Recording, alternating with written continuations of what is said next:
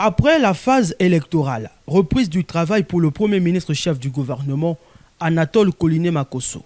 Après Madingokai, Dolizy, troisième ville du pays. Ici, à côté de l'ancien poste, sortira de terre sous peu un autre, plus puissant que le premier.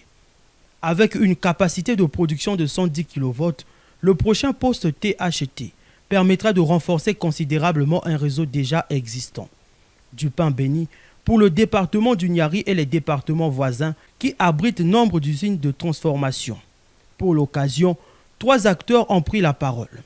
Le projet de création de la deuxième ville de Dolizy trouve ainsi un bon point de départ. S'en félicite le maire central Ghislain Rodrigue Makosso. C'est pourquoi je me permets d'espérer que dans 24 mois, la desserte en électricité de tous les recoins de notre ville sera effective et que, à la même occasion, l'épineux problème de l'éclairage public trouvera son épilogue dans notre ville, jusqu'à la nouvelle cité Dolizy 2, dont nous projetons la construction sur la rive gauche de la Lubomo, joignable sous peu par un pont de 27 mètres de long et 7 mètres de large, don de son Excellence, M.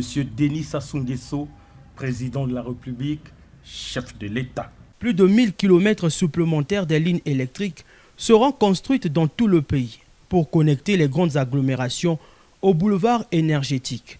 Telle est l'ambition portée par la Société Énergie électrique du Congo, outil d'action du gouvernement en la matière qui s'emploie à mettre fin au délestage. En ce moment, nous sommes en cours de dédouanement du matériel électrique, transformateurs, cellules QM, cellules IM, extrémités, boîtes de jonction et d'autres, dédiés à équiper les 12 postes MTBT en construction à Brazzaville.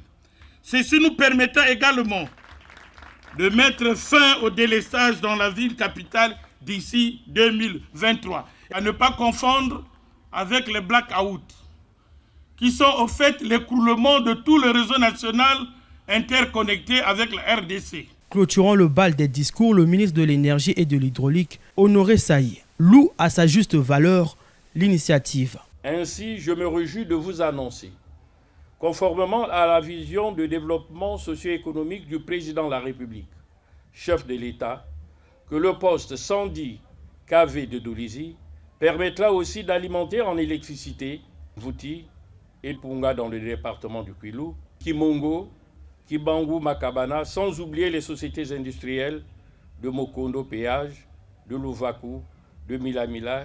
C'est ainsi que se définit l'importance toute particulière de cette infrastructure pour le développement du Congo. Le site a reçu par la suite l'onction et la bénédiction des sages du Niari. Le Premier ministre Anatole Koliné Makosso, assisté du préfet du département, baron Frédéric Bouzok, a procédé à la pose de la première pierre des travaux de construction du poste THT de Dolizy. Avant de prendre un bain de foule très enthousiaste, le chef du gouvernement a eu droit à une présentation de la maquette du projet.